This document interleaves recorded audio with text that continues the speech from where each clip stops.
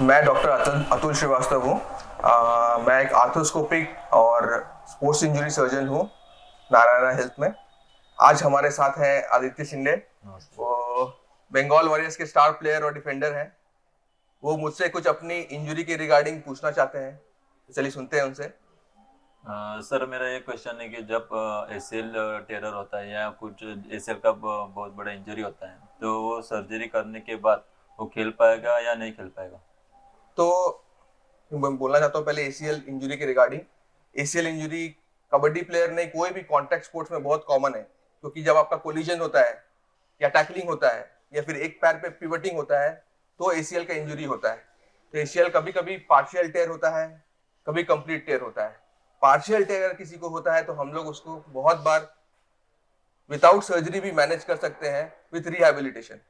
Rehab करके muscle strengthening करके partial टेयर heal होने का चांस होता है। लेकिन अगर किसी को कंप्लीट टेयर हुआ और उसके साथ में उसको नी इंस्टेबिलिटी है, कोई भी प्लेयर को मैंने खेलने वक्त जंपिंग करने समय अगर नी अनस्टेबल है तो उसको सर्जरी करवाना ही चाहिए।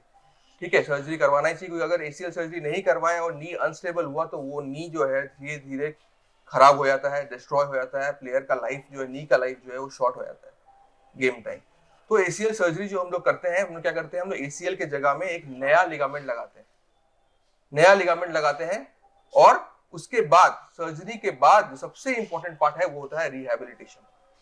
तो सर्जरी के बाद मिनिमम टाइम, जितना भी प्लेयर्स मेरे पास आते हैं उनको मैं स्टार्टिंग में बोलता हूँ कि वापस ज्वाइन करना, एक्टिव गेम खेलने में टाइम लगता है, जनरली 6 to 9 months।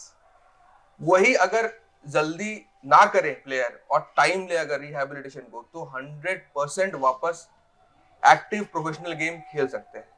तो जनरली हम लोग ऐसा स्टार्ट करते हैं कि एसीएल जैसे आज किए, 1 महीने के बाद हम लोग उनका स्टार्टिंग 1 मंथ में नॉर्मल एक्सरसाइजेस किया जाता है। 1 महीने के बाद में हम लोग उनका कंडीशनिंग एक्सरसाइज जैसे स्विमिंग और साइकिलिंग वो स्टार्ट करते हैं। 2 महीने पे हम लोग वेट ट्रेनिंग स्टार्ट करते हैं। 3 to 4 months में हम लोग उनका जॉगिंग और रनिंग स्टार्ट करते हैं। और 5 to 6 months पे जाके हम लोग उनको जो बोलते हैं मैट पे उतारते हैं फॉर अगेन प्रोप्रियोसेप्टिव एक्सरसाइज, जो कि होता है जो सबसे कॉमन है, दौड़ के ब्रेक करना, दौड़ के राइट जाना, दौड़ के लेफ्ट जाना, जंप करना।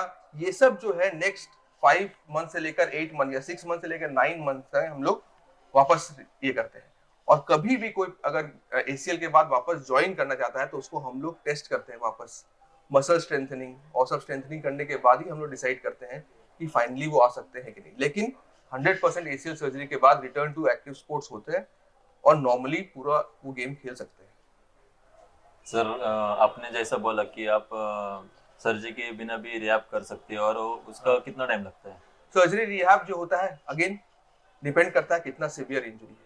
अगर जो हम लोग एसीएल में बहुत सारे फाइबर्स होते हैं, अगर बहुत कम फाइबर्स इंजर हुए हैं तो जनरली हम लोग 2 मंथ्स से 3 मंथ्स के आसपास उनको गेम से दूर रखते हैं।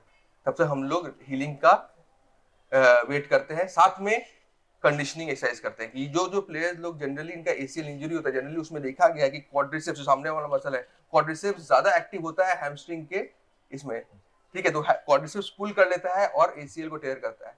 तो एसीएल का प्रोटेक्ट करने के लिए हम लोग को हैमस्ट्रिंग का स्ट्रेंथनिंग करना होता है। तो ये 2 से 3 मंथ्स लगता है हैमस्ट्रिंग स्ट्रेंथनिंग के लिए। और वापस जो एक्टिव गेम जाने से पहले उनका वापस से टेस्टिंग किया जाता है कि हैमस्ट्रिंग स्ट्रेंथ कितना हुआ।